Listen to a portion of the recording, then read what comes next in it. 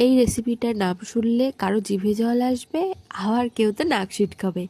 আজকে আমি করব ওই ফ্যাসা শুটকি বলে যেটাকে, সেইটাই।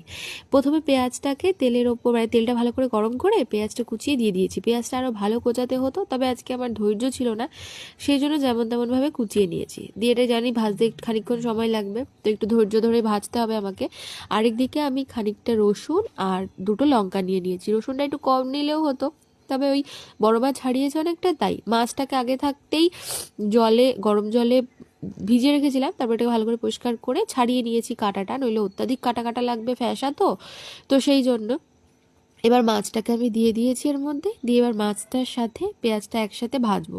যখন এরকম পেঁয়াজটা প্রায় ভাজা হয়ে যাবে, তেল ছাড়তে থাকবে, তখন ওই লঙ্কার গুঁড়ো, হলুদ আর ওই খানিকটা যে রসুন আর লঙ্কা নিলাম সেটাকে বেটে এর মধ্যে দিয়ে দেবো। জল প্রয়োজন হয় না, ওই রসুন লঙ্কা বাটার পরে যে মিক্সির জারটা ধোয়া জল সেইটুকু দিলেই এনাফ। দিয়ে এরম তেল ছাড়তে শুরু করবে।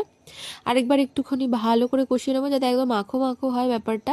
ব্যাস, গরম ভাতে এটা পেলে আর কি চাই, আমাদের প্রত্যেকের ফেভারিট। আর আমি এদিকে রান্না করছি আর ভাবছি আজকে দুপুরটা জমে পুরো ক্ষীর, অসাধারণ লাগে খেতে।